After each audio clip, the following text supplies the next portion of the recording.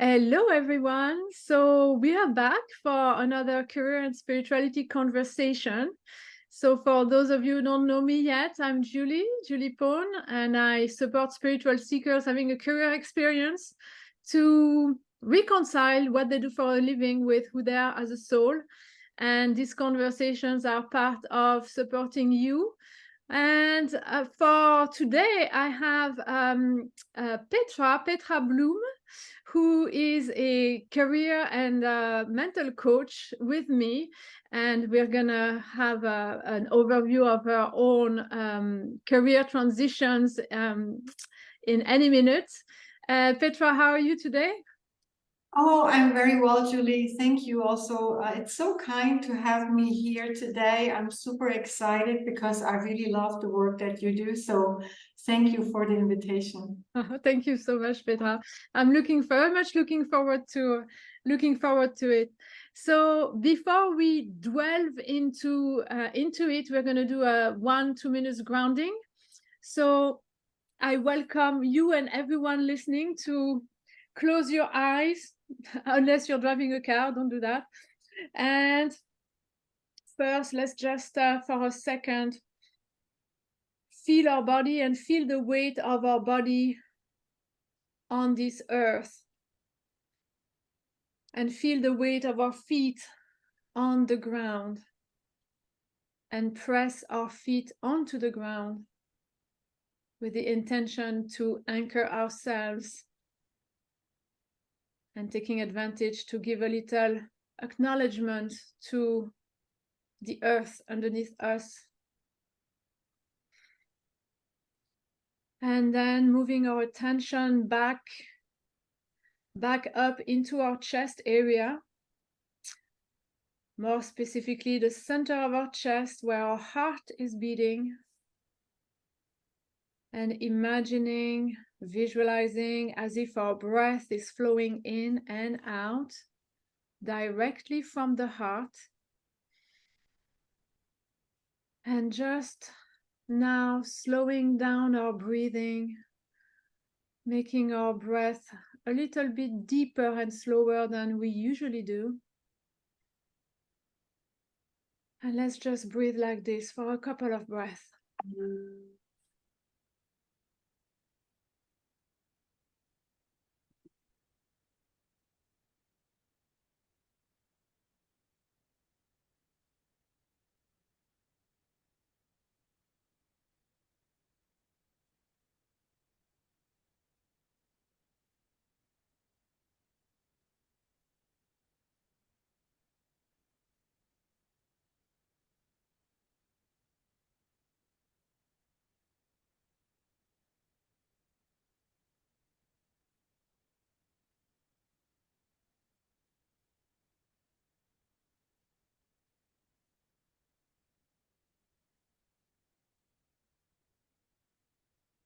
And beautiful, that's about a minute. And so I'm going to invite all of us to open our eyes, getting ourselves back here and now. And hello again. So dear Petra, thank you for joining me today. Excited to talk about your career transitions and how you support other people in their career transitions. But we're also talking spirituality. So my first question, as usual, is what is your relationship to spirituality? What is spirituality to you? Thank you, Julie. And that was a very nice introduction. So I'm nicely grounded. So that was very powerful. So when you first, asked me, actually to join, this conversation, and I thought about spirituality, it's something that is so deep, like has a deep meaning. And I would say it's very deeply rooted inside of me, although for some time I didn't know, right? And what it means for me is that, I guess like most everyone, if not everybody, is kind of like thinking well, what is my purpose on this planet, right? Why am I here and what am I supposed to do, right? Like these big questions that I guess everybody's trying to solve for themselves. And of course, you know, in my young years, I have absolutely no clue. And but then in my teenage years, you know, my mom died very early when I was 17 years. And that was like a turning point for me in terms of, then I really wanted to find some answers, you know, like, okay, why is this happening? And why, you know, and why me? And why is it so difficult, you know, and all of that. And especially in such young age, when, you know, you actually, you have to face your life, and your almost childhood or, you know, teenage years, they end like very abruptly. And because also my dad wasn't around, so I was on my own ever since I turned 18. I really wanted to know, what is this all about, right? And I was raised quite religiously because my mom, she was quite religious. And, you know, I was born and raised in a very little village, tiny little village, where, you know, we had to go to church every Sunday, right? But you know, it was really like kind of like forced. And of course, as you grow up, you realize, it's not really what I'm into, right? Well, and then when my mom died, that's when I really turned my, you know, against like church, especially the Catholic Church. And I think still as of today, I'm not into organized religion, you know, at all. But I guess I believe that there's this, you know, higher power, if you want so. And very early on, without actually knowing it back then, but now looking back, and at one point you realize all of it does make sense and how everything is connected, you know. And as we all say, not just your body, but your mind and your soul, you know. And that is absolutely, you know, true for myself. So yeah, there were many occasions where I try to, you know, dig deeper into this whole spirituality thing. Also being introduced to a friend of mine, you know, and she actually introduced me to two people, one of which was Louise Hay, right? I loved her books, but then also, and she was really spiritual already. I mean, I think she started very early on with all of her, you know, books and you know, and but then also in the whole healing part. But then also Tony Robbins, right? I think, God, I inhaled his books and everything he had to say very early on. And for me, this whole spirituality in this early stage was about this whole self-development, and kind of like understanding that it's all inside of you, right? And it is connected though to this higher power. It's interesting when you were talking about religion and how you related to religion. I was reminiscing. I drifted for a second in my early years where I didn't grow up in a religious. My family was not religious at all, but they had us in a private school that was a Catholic school, so we had catechism. So I sort of learned, you know, like a subject in school, you know, about Yes. religion. And all the other kids were doing their communion and stuff. So I didn't know any better. So I said, oh, I'm going to do the same. And on the day, so I had to be christened like late, you know, at, I don't know, 6, 7 years old. I remember my first communion, I had the candle, you know, and I had my hair caught on fire. So anyway, I don't know if it was like a sign of all hell breaking loose later, but yeah, I share that, you know, that view, like, you know, religion had me a little bit off. And then after, like, you know, like you, actually, yeah, everything, you know, then the spiritual side rather than the religious side came on. Yes. But yeah, so, but to come back onto you, so what about your career trajectory and where did you start? What are you doing now? And how did your, your spiritual evolution possibly weave into this and influence your path? Yeah. So having said what I had said earlier, like kind of like being on my own in my early years, I had absolutely no clue what I wanted to do. And I always thought that wanting to be a teacher when I was 6 years, that doesn't count, right? And so I guess just one thing came up and, it sounded okay, right? Yeah. Two things, however, I always knew, one of which was I was always drawn to other cultures. Yeah. I absolutely had this curiosity about cultures, languages, people, but then also wanting to work international. I remember, even in my first job, I was actually the international phone operator. That was my first job. And that's how, this being international actually already started, because, it's funny to actually think about it now. And I'm looking at my iPhone over there. To think that back then you didn't have a phone, you didn't have an iPhone, you didn't have a phone on the wall, or maybe you were lucky. And you couldn't just dial up, many of these countries that were like nowadays, you just like press a button and that's it. But back then, you had to call an operator for countries that were far away, and and also the international, if somebody wanted a phone number.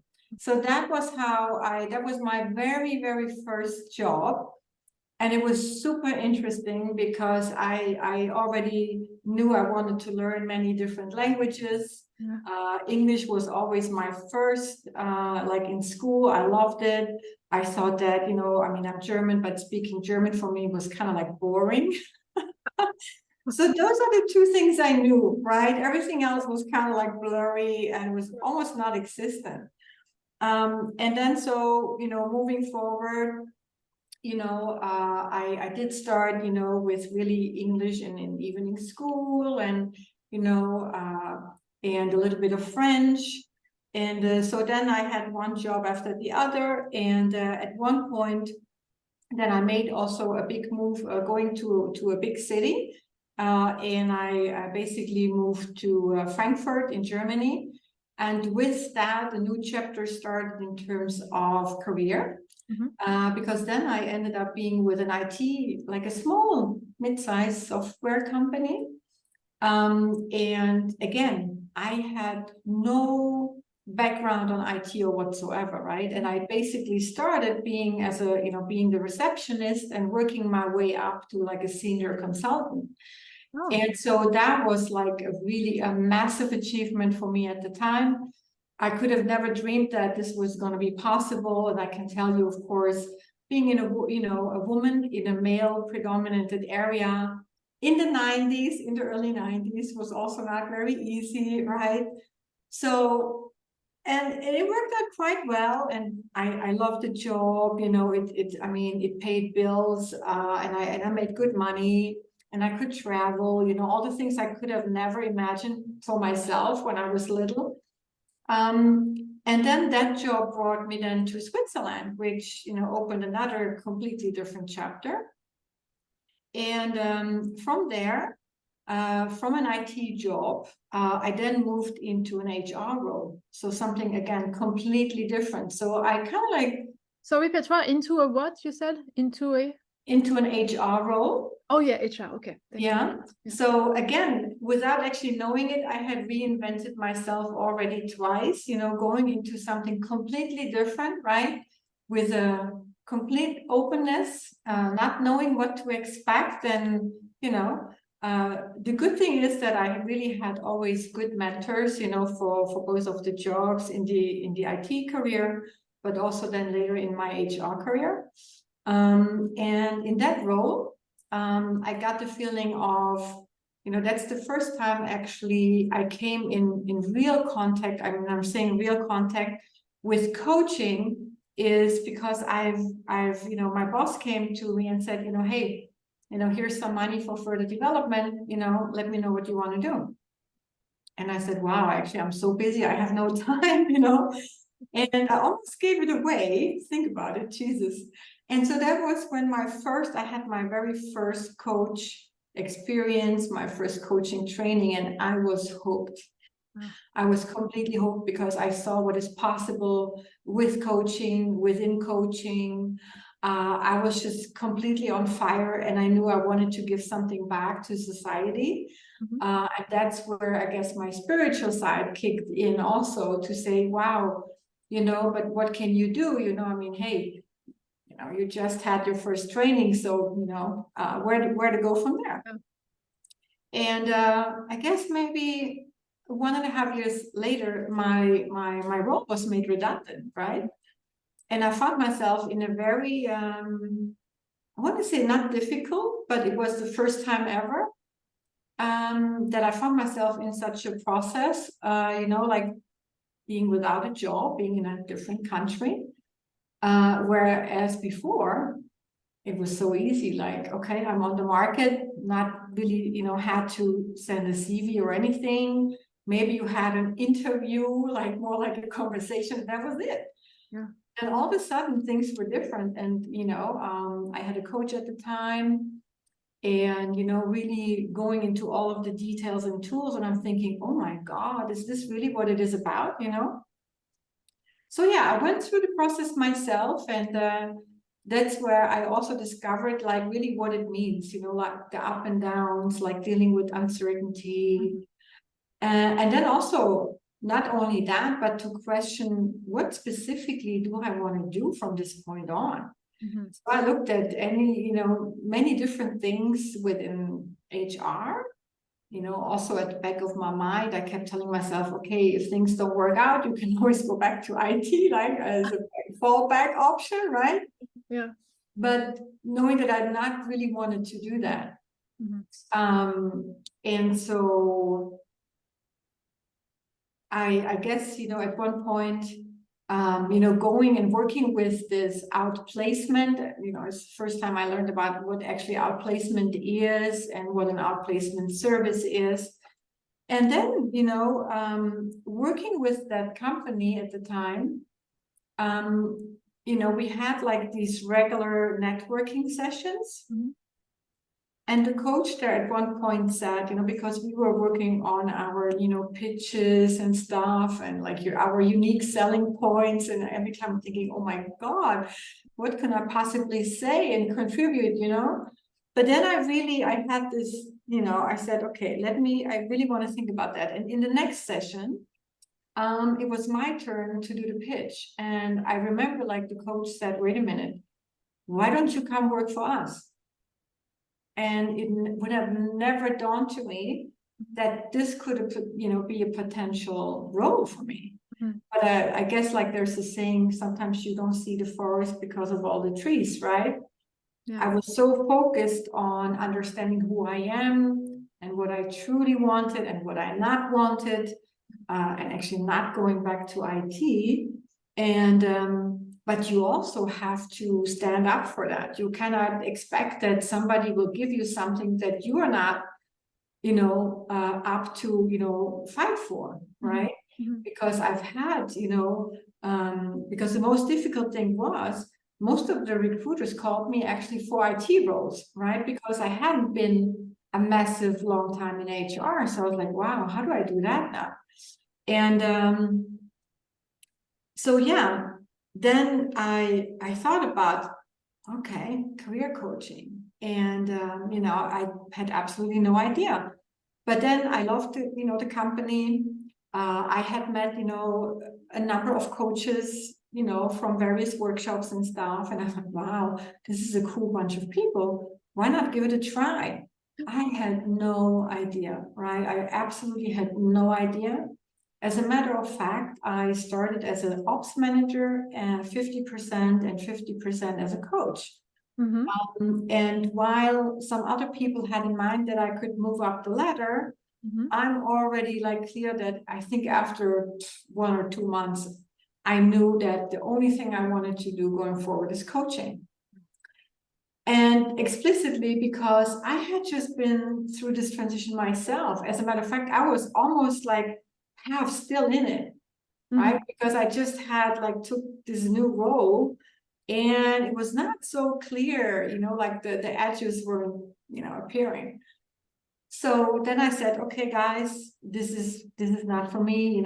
I just really I want to do coaching and I want to help people to get through their own career transition.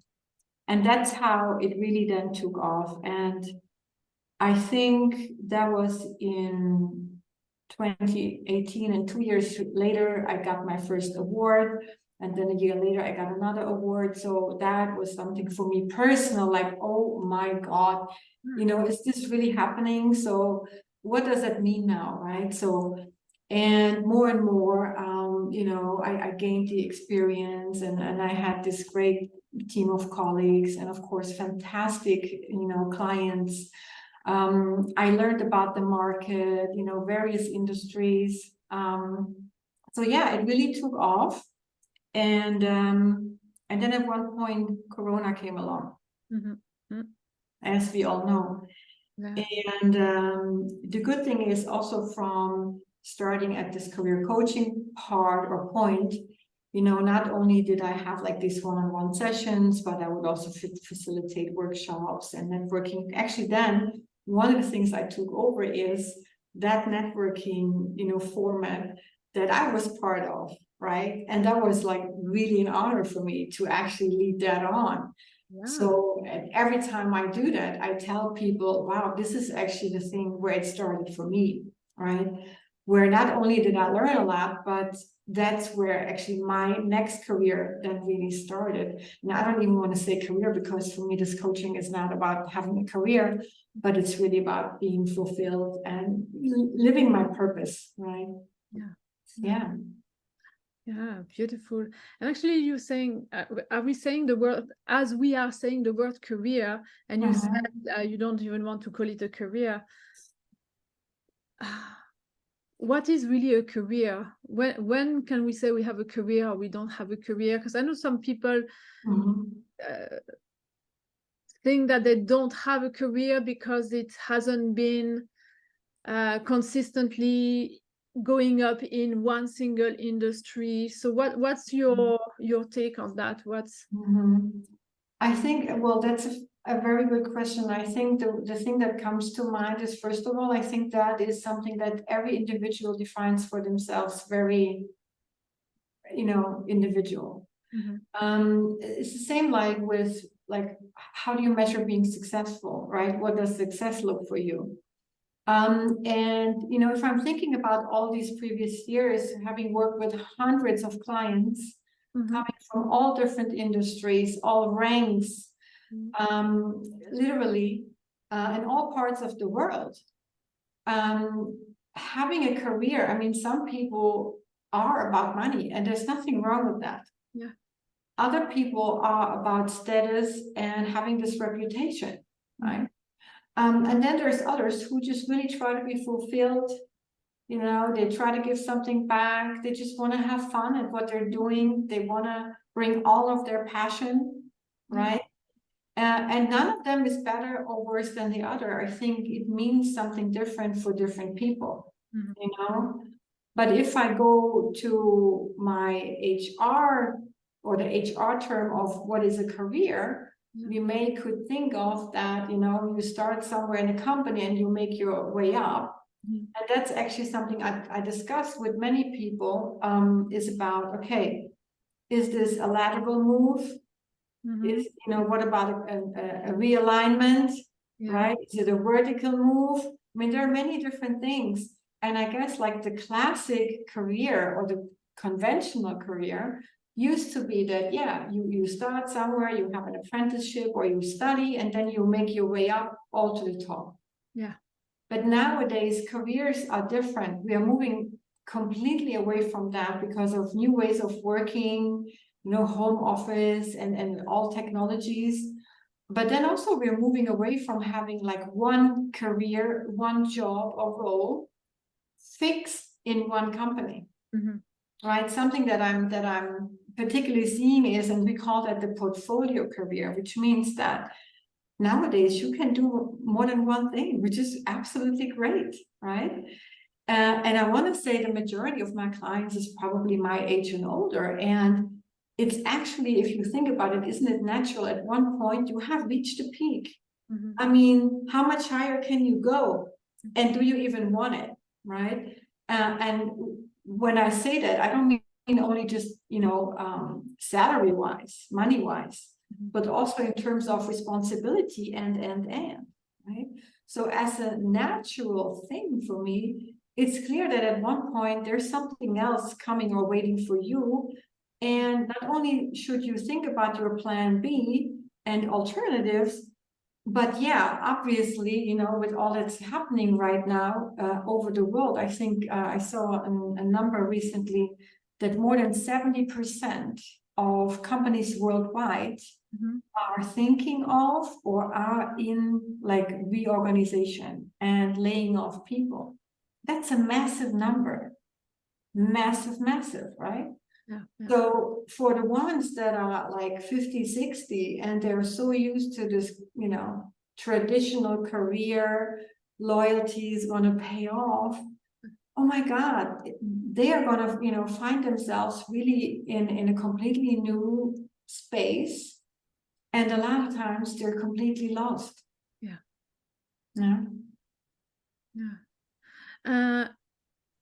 And so how do you, when you're dealing with people in these types of situation, how do you support them, and what commonalities do you see in how people bounce back? So I think the most important thing is to not panic. Okay. And that's where I bring in my entire, positive intelligence and mental health, philosophy and tools to say, wait a minute, first of all, you're in a country where you have unemployment office, and you're being supported. So that's one thing. And then the other one is, before you do anything, you need to know what actually your goal is. So let's try to explore what that goal could be. And that clearly means to look at, okay, your values, but also where are your talents, right? What does really fulfill you? Where do you believe, you could have, like your passion and fulfillment, and what would give you that joy, right? Going or waking up in the morning and saying, you know what, actually, I don't consider this to be work, even though I'm working, right? And yeah, apart from having to pay bills, but think of other things that really matter to you, and then also bringing in neuroscience in terms of what really matters. If you think about it, I mean, obviously you had a career already, right? You've made good money, you had a great position. So what is next? What matters now, right? Because we all know values can change. And the question is, what are you doing to fulfill or to honor these values? Because interestingly enough, sometimes I find people that think that values is something somebody else has to give me, right? So if I want freedom, I just want to be free, but I can give that freedom to myself, right? Or this being free in my decisions, or being independent, being strong, being healthy, the famous work-life balance, right? And if you take all of that into consideration and look where your talents are, your strengths are, your values, right? And then also look at what is it that is sabotaging your thoughts or your next steps. That's again where I bring in the neuroscience part of it. And then to look at that step by step. What is your preferred, social environment? What are the people you enjoy most working with, right? Is it even an inside, like in an office job, or is it maybe sometime somewhere outside? So all of these little puzzle pieces, looking at them, trying to explore them with no fear. That's the most important part. No fear, and really coming with a curious mind of exploration. And of course, then checking everything against, okay, what does the market need? Yeah. Right? I mean, it's one thing to say, okay, this is what I could envision for myself, but if there's no need in the market, then okay, right? So of course, that is also something we need to look at, but that's where, and then I bring in my own stories, I bring in my own transition, that I have reinvented myself like 2 or 3 times already, right? I've been going into completely different industries, from actually not knowing anything about them and everybody telling me there's no way for you to do it, but I did it, and I think, yeah, dedication and hard work is also another part of the equation, but actually really understanding who we are, who you are, and understanding what is next in your professional and or private life. Sometimes even here we have the feeling we need to decide, but sometimes I have people coming towards me with ideas, and I say, why do you have to choose? Why don't do both? Yeah. They look at me like, oh wow, okay, I didn't think about it, Yeah, like a novel, totally novel concept. I mean, a lot of people, especially, if they haven't been in a career transition, how would they know? Yeah. All of what they know is been completely, not valid anymore. Mm. So also, starting from tools, that really look at your CV, AI, all of that is new, LinkedIn, these kind of things. And I have people that say, I don't want to use that, and that's perfectly fine. Yeah. Right? Yeah. Yeah. So there's also leeway for people to approach the transition and the technicalities of moving forward in a way that aligns with their nature. So Yes. there's no point forcing someone to be on LinkedIn if it's not their thing. Exactly. And not only that, but also in terms of process, it's like with any change, it's, people are going through the change curve. I mean, somebody may need like 2 months to actually, get themselves together, or, start thinking about, first ideas, and others may need 6 or 7 or longer. Yeah. And that's I think that's the toughest thing, to dance with the uncertainty. That's what I want to call it, right? To not know what to expect, but stay positive. Again, explore, meet other people, get insights from other people. This whole thing about networking. If I think back to all of the courses and further development I have done, at this time as a coach, in terms of leadership and so on and so forth, it was so enriching, and also, I think when you are in transition, sometimes people tend to isolate themselves at home. That's also a very difficult thing, or something that it's worrying. And so it's important to go outside and to physically meet people, like face to face. Not only to meet, but to get feedback about yourself, like your personality, and what others like see in you, right? Because we all have these so-called blind spots, right? And we need to understand again who we are, and what are the things that people associate you with. What is your reputation, right? Yeah. And a lot of people have completely lost, all of the connection to themselves, and they've been in this, rat race, I want to call it, right? Being in whatever role, doesn't matter, and either they didn't have time to think about themselves, or there was no need to. Thirdly, they didn't know how. It's so not surprising. So it's something that I see every single day, like more than once, right? That we are doing something, but we're doing it almost like unconsciously. and we're not even questioning, is this still the right career for me? Is this still the right role or company for me, right? Yeah. Yeah, it's a set of rules that sometimes have been imposed on us. I've had people who explain to me that they feel like they're in this golden handcuffs, but comfort zone, and it's very difficult sometimes to leave that space. Yeah. So yeah. And are the people that you see, are they always out of a job, or do they sometimes come to see you still working but questioning themselves and wanting to investigate? So I actually have both. So people who are in a role and coming to find actually that they feel like there's something wrong. Okay. Or not matching anymore. And again, as we mostly know, that one aspect is the money.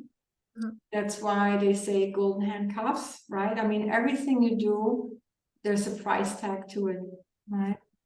And I think it's important to understand what that price tag actually is, and what that price is. And so sometimes people, when I then start leading them to actually discover themselves in terms of their values, and when they are really confronted with their situation, they're quite shocked to realize where they actually are and what they have been like giving up or missing, right? So yeah, it's really important to say, hey, wait a minute, like pause and stop, right? Stop that rat race and move out of that space, and let's have a closer look, right?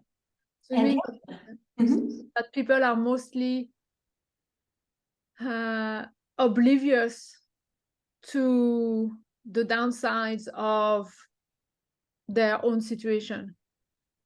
Yes, and And yeah, so they're not even coming to see you because they're aware of what they've sacrificed yet. It sounds like they're discovering even more that they haven't been satisfied while talking with you. yes. So sometimes they know part of the truth, right? Or little aspects of, and sometimes people just come and say, hey, you know what, I am okay with my job, but I want to just like discover what else is out there. Okay. And then once they really start really going in and really like having their discovery mode on, then they are surprised by what is actually out there and what is, all of the opportunities, and that they didn't see, anything else. If I remember back to my own transition, I was with that company at the time. I wasn't for a super long time, but I guess because I'm a very loyal person, I was really identifying with that organization. So for a long time, I kept saying we. And I remember like the people I met back then is like, okay, who is we? Because you are out.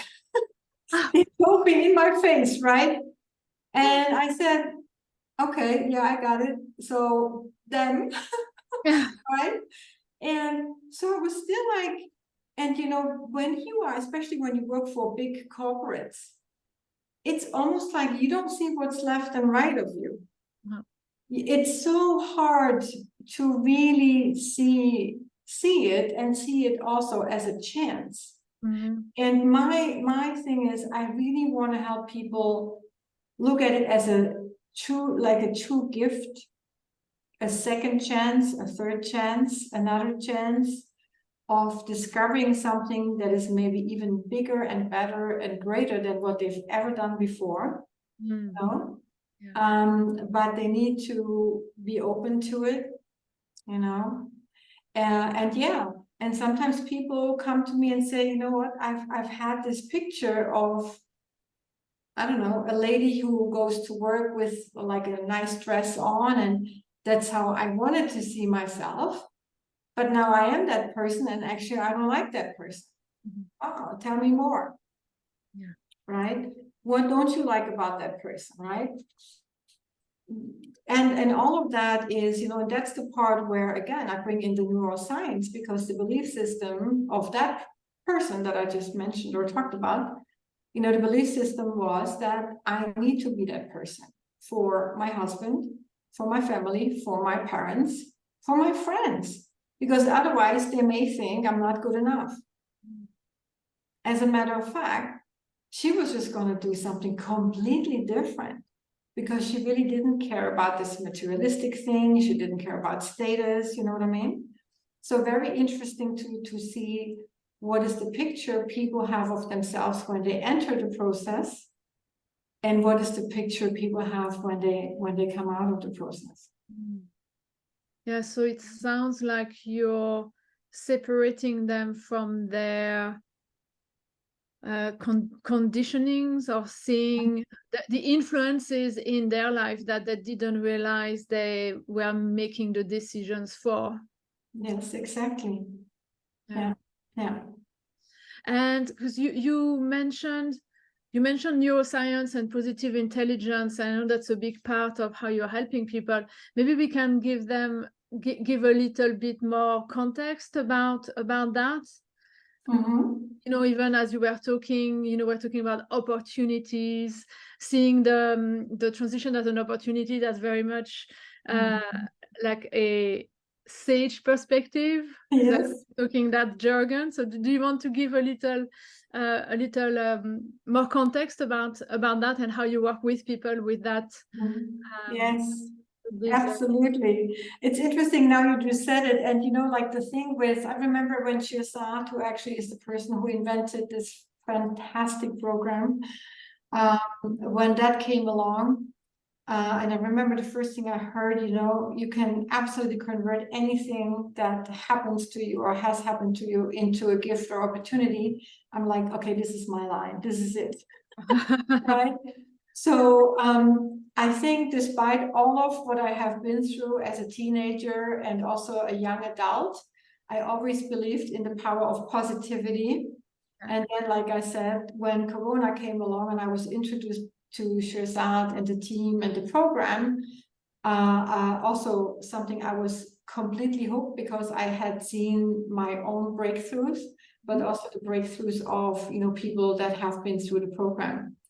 Okay. And so basically what it is, I always call it the basic of psychology, really like the belief set. Everything that we do starts in our head, right? And to give an example, actually the lady that I just referred to, she came to see me to find out, okay, what other opportunities or alternative would be there for her. But I guess after the second, third, intervention, I realized that she's not actually really doing the work, because she had this big mindset that she cannot allow herself the time to spend with a coach, to think about another job when she has a job, right? And it became so apparent and such a disturbing thing. And it turned out to again use the positive intelligence methodology words. One of her biggest saboteurs was actually the pleaser. So whenever we met, she would say, "Oh, I have to now, take care of my husband or my kid." So everybody else and everything else was more important than her. So she couldn't do the work, right? And that's where how I use, positive intelligence also being in a career transition, right? Or if somebody has lost their confidence and actually doesn't believe in themselves and think that, okay, what do I have to offer, right? So changing perspective, changing mindset, right? Really things that we all have. We all have belief system. We all have saboteurs, right, that hinder us to do certain things and take action, right? And what really got me is the fact that, when they did the research, right, and they said that, the left part of the brain is where the saboteurs live, and the right part of the brain is where, you know, the positivity and the sage lives. And when you do a brain scan, and actually you can see that under the MRI, that was the moment when I was completely hooked, and I thought, wow, this is amazing, right? This is truly amazing. And one of the things I have done is, after I was then certified with Shazad and the program, I started to have my own program. Of course, there was a lot of learning still need to be done, and you know, everything was a bit iffy and shaky. But then what I did is, after I once had like this really fantastic group of people, and once the program was over, they didn't want to stop. They said, so now what? What do we do now? And I said, oh my God, what do we do now? So then I created a program on top of it, so to really go into more depth. And after that, they still didn't have enough. And I said, okay, now what do I do? So I created even more, you know, depth to the program, so they could really use it and have it as something, yeah, that supports them every single day, right? To give the audience an idea, so you started with the Positive Intelligence program, which is the program that has been set up by Shirzad Chamine. Yeah, talking about the mental saboteurs. And from then you added your own, you moved from his to adding up your own twist to it, and supporting people. So I'm assuming that you're adding and you're going deeper in the context of saboteurs and this type of work, or is it to bring people into a different route, or going into a specialty, as in their, I don't know, stress or career? Or yeah, that's a good point. So my specialty is, again, the career coaching, you know, the transition aspect of it. And what I do is, so I guess maybe just to give a bit more context, is the program is like a 6 weeks boot camp, right? 6 or 7 weeks boot camp, where, you know, you work with an app, you watch videos that are being debriefed, like in these so-called pod meetings. I typically choose groups not more than 5 people, because I think it's a perfect number, not too big, not too small. You debrief, and every week you have a different topic. One of the topics, I think it's in week 4, is the whole aspect of empathy. And empathy, for example, can be towards yourself, or empathy towards others, right? So as a leader, or as someone in career transition, it can be that, you know, the empathy towards myself is lacking, right? Because I feel like I'm insignificant, I have nothing to offer, I have no achievements or whatsoever, right? So that's something we train on. okay. And every week the topic is changing. And so, and then also throughout the day, you have this fabulous app where you can do, you know, like your meditation and small sequences of, usually they are only 2 minutes long. And these sequences is something that what you did when we had the beginning of the session, to help people refocus, because typically most human beings all day long, we are in our head instead of being here, right? And so it's when I tell somebody to actually focus for 20 seconds, and you would think that this is such an easy thing to do, it's so difficult to do, because we are so distracted every day, every minute of the day, every second, right? And so that app helps you to refocus throughout the day, especially, you know, in between meetings, right? So that you don't drag on maybe negative energy for the entire day, but that you recenter and refocus for yourself, stress relief, managing also conflict with yourself or others, right? And it's a fantastic thing to do, because most people believe that when they, let's say, have a challenge, they believe they go to a course or see a coach 2, 3, 4 times, and it's done.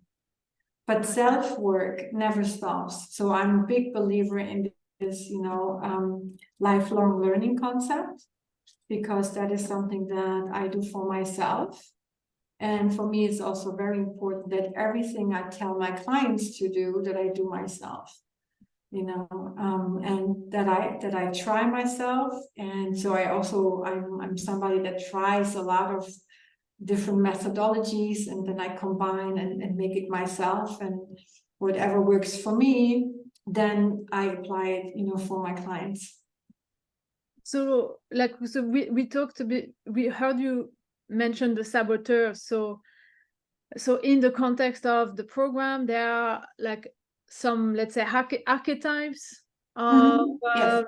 different ways that we are basically talking to ourselves and sabotaging ourselves. And that's Yes. usually when we're stressed and when we are under the spell of negative emotions. So I'm curious, with your experience, what saboteurs are most at play when people are starting to doubt, starting to have questioning their careers?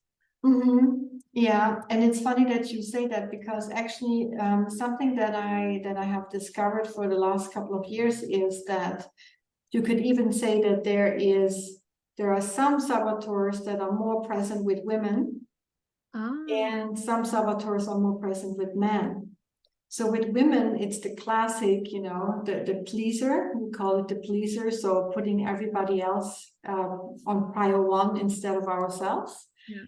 And then for, I would really say the majority of men I have worked with, it's like, either hyper rational. So people who are not in tune with their own emotions and believe that actually emotions is a thing that is not helpful, and they cannot show emotions. Or what's also widely spread between men and women is what we call the hyperachiever, because we live in a society, in a country that is very wealthy, but also for the reason that, hey, you have to work hard, and you really have to give your best every single day, 150%, right? What happens is, we go from one to the next without actually realizing that we have achieved it, and doing that, and also praising ourselves and celebrating, but then on to the next one, right? Yeah, and that identity completely attached to success and results, and when we are not achieving the results that we want, then suddenly it's not that we had one failure, it's like that we are a failure. So that's can be crippling, such constant stress to have that hyperachieving. Oh yeah, that takes a lot of energy, a lot of energy. And then another thing that is quite common, including myself, is what we call the stickler or the perfectionist, And interestingly enough, I think this is by far the one I will always remember, because most people think that being a perfectionist is something to be proud of. I'm a perfectionist, Also, a lot of times when I do interview prep and I record, and then people would say, like one of their weaknesses, I'm a perfectionist, but actually this is something good, because I do everything to perfection, right? And we know that that is not the case, right? There have been numerous studies that this multitasking thing, is not what we think it is, and it's actually not very helpful and good. And then the other thing is, how much energy are you putting in trying to be that perfect thing, right? And I think ever since I have gone through the program with Shirzad, one of the words I try to eliminate out of my vocabulary is actually the word perfect. There is no such thing as perfection. You may want to strive towards it, right? But I'm actually really trying to not use that word. Because it takes so much energy. We have to look perfect, we have to work perfect, we have to produce perfect results, we have to make sure that we give this perfect reflection of ourselves, and so on and so forth. And this is really, like, I want to say, an industry or a nation disease almost. Right. So much energy, such an energy drain. And also I see it for myself as well. I'm guilty too. um, can be paralyzing, you know, and keeping us keeping from Moving. starting new. So Yes. I guess like for someone in a career transition who would have a strong perfectionist saboteur, then the thought of starting over and going into a different, different industry or different Mhm. role, and which means that by definition we can be perfect because we don't know yet what we are dealing with. Mhm. Or like in business, taking Yeah. forward, taking risk, like, setting up new programs, etc. Like the perfectionist can be such a Oh, yes. I can be really a pain in the neck, and it really gets you stuck and not moving forward. And also a lot of times it really talks volumes about also, like the type of person or leader you are. Like for instance, if you spend a gazillion hours and time on a CV, I mean, I think this is a CV is the thing I just talk about probably the most as part of my job, on top of other things. But what is the perfect CV, right? There is no such thing. There is not one CV. You have to be careful of or mindful of what industry you are applying and so on and so forth. And making a long story short, if you are looking at, of course, you want to be good with grammar and everything, but if you look at, lines and perfectionism in terms of on a micro level, then again, that may speak volumes about how you are as a leader. Maybe you are a micromanager. I don't know, you know. So those are the things to look for. Yes, we want to have an eye for detail, yeah. but we don't want to go overboard. Yeah. Oh, yeah. Actually, you're saying that it reminds me of one of the principles of, this positive intelligence system, that oftentimes our saboteurs they are based on one of our qualities. So when, Biggest strength. Yeah. yeah, Exactly. And so only if we're taking it too far, then it becomes a weakness, right? So I'm trying to shift that into the positive aspect, which is actually the strength, yeah, right? Hey, you are equipped with these helpful talents, use them instead of like overusing them, and it becomes like something negative. And it also has an impact on people around you, not just on you, but on the other people. And so what's the antidote to these saboteurs taking over? Mhm. I think people should listen more within themselves and realize when they are stressed and when they are hijacked, Yes. with these, voices, and should listen and realize and then somehow break the pattern, and move outside of that, which is not an easy thing to do, but you can. And one of the things that I absolutely want to empower people to and like spread the message is that we see every day, at least here in Switzerland on the news, that the cost of health is exploding. Reasons being, burnout, depression, so all these kind of things, so mental issues, right? And instead of going to psychologists that are all, under the water and prescribing medication, which I know in some cases we need to, why don't we go and check out really what the root cause is? And I have seen that positive intelligence, the framework, the operating system really works with that. And it can really help curing, I almost want to say patients, right? But people who are suffering, yeah. And if they were to go through the program, if they were to look at their saboteurs, you know, I'm sure they could benefit from it, you know, because actually Shizad himself, he was diagnosed, you know, I don't know if you remember, with depression in his early years, and he got out of it, Yeah. you know. So yeah. Yeah, because we're talking about, like when I asked about antidote, you said like, getting that awareness and these little mindful moments that you were talking about earlier. That's one of the tools that is used to stop the saboteurs in their tracks when we're having this negative thinking. Doing this little pause, like we've done at the start of the conversation, and it can be, and that's what you were saying, that the app is guiding people with and interrupting the day a couple of times a day, doing little pauses. And it's amazing once we know that something as simple as that can actually have an impact on the brain, the rewiring of the brain, that is even visible on an MRI, as you were saying earlier. Yes, it's really amazing. It's really amazing. And with the app, you can measure your progress. You can also do it within teams.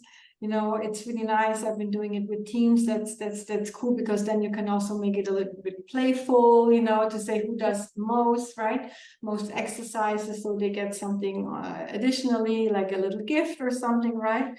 But yeah, it really does work, and I hope that more and more people will turn to it and will discover the impact that it can have, the positive impact. So understanding how we function, like Yes. our own brain, we can basically reprogram our own brain. Yes. And that serves, that will serve in career transition, but in every other area of life. I mean, we are not, Exactly. we don't operate in silos. Mhm. And Petra, in an ideal world, what would signal to someone in any given career that maybe they get to investigate and ask themselves, am I really in the right career? But to do that sooner than, like years down the line when they're forced out. What would be the signs for people to listen to that would get them to go on their journey to find themselves sooner rather than later? Yes. Well, I would want to say it starts with smaller signs, like being completely tired and completely tired, I guess, burned out without having like an official burnout certificate, I guess, right? But also not knowing exactly why they are getting up in the morning, and being frustrated and miserable and not feeling fulfilled and really like dissatisfied, those kind of signs. But then also like from a physical like sign is then really like the burnout, which means that we cannot handle things anymore. We are tired, we need to sleep, we need to rest. Those kind of things, big signs of being stressed, conflicts, sometimes then also we get aggressive, because we all know that if we are tired, if we haven't slept or whatever, and then we have to deal with issues at work, it can lead to actually something even more worse, right? That we maybe get aggressive, maybe we miss some deadlines, maybe we miss even something drastic. Just think about it. If I'm just like, I don't know why, but for some reason, pilots came to my mind, people who have a responsibility over hundreds of people, like in a bus, in a train, in a plane. If they don't sleep and if they are overworked, I mean, think about, the consequences, right? But the same goes for everybody else. Yeah, just because we are not, you're not piloting a plane doesn't mean that you shouldn't pay attention to the signs sooner than later. Yeah. Exactly. And I think one of the things, also, like nowadays careers, one of the things that has definitely changed is, when you enter like a new company, it's not that they're laying everything in front of you and say, okay, this is where you start, this is where you can develop. I mean, in some companies, it may still be like that. But the truth is nowadays you are responsible for your own development, right? Which means that go question yourself, go and connect with other people and exchange. You know what I mean? Also to see, okay, again, what are you seeing that maybe I'm not seeing, right? Maybe for the fourth time, I have completely given you an answer, almost like screaming or yelling at you without actually realizing it because I'm completely under stress, or I have completely ignored you and not listened to you because I have a million things on my plate, right? So yeah, both like the physical signs, but also mental signs, right? And starting with frustration, with anger, with feeling helpless, with feeling in the wrong place, Yeah, and trusting people when they to be the mirror, to be a good mirror for us, and yeah, absolutely.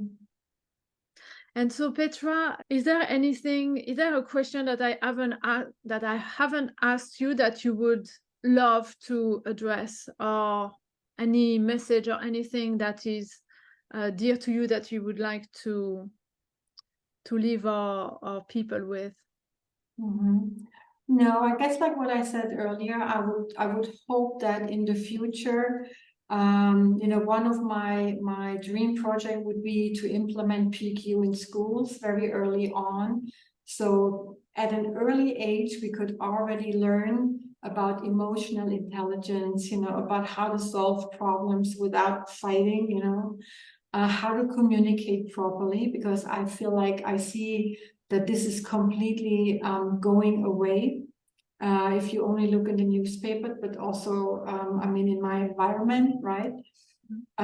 So if we could actually not wait until we are grown-ups, and we have been conditioned to the point where it's almost like it seems that there's no return, why don't we start much earlier with things that would be so helpful for life, instead of teaching things that we never ever need again and that are so irrelevant nowadays, so school systems are also completely outdated in my opinion. So that is one thing in schools, but not only there. I think if also psychologists would work closer with coaches, if companies would look for their employees and implement programs that would really allow them, not just something on the side, but hey guys, here's really something that will help you to rediscover who you are and what you want, whether it is with us or another company, right? And to help with stress and all these things. That would be something I would love to see and to hear and experience about. Yeah. So is it actually an appeal to opportunities, maybe to bring that into the school system, Petra? That would be phenomenal if I could. If I really could, I would love to, bring positive intelligence as it is into the world. Yeah. To everybody, to each and every person on this planet, for sure. Okay. So in our audience, anyone listening is a decision maker in education or school environment, to definitely reach out to you, Petra, right? Yes, please. I'd be more than happy and open and to meet and to discuss. Yes. Imagine learning about this. It makes so much sense. Learning about our saboteurs, like when we are younger, so that we learn to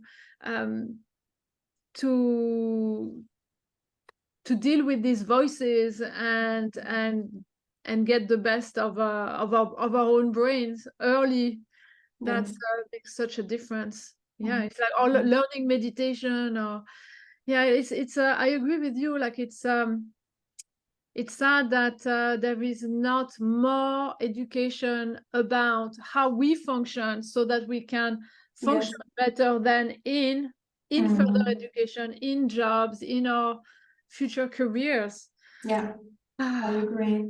Yeah. I agree. There should be some basics that should be taught in school, you know, very simple stuff from, you know, how to calculate your pension money, from how to not only drive a car, but fill it up and maybe do the basic repair or switch a tire, to, you know, emotional intelligence and how to really solve conflict, you know, stuff like that. So yeah, let's see. Yes, like what about we learn useful skills for life? Now, that anyway, artificial intelligence is here, and like to give us all the information we ever need to know. So yeah, I'm with you on this one. Yeah, absolutely. That would be great.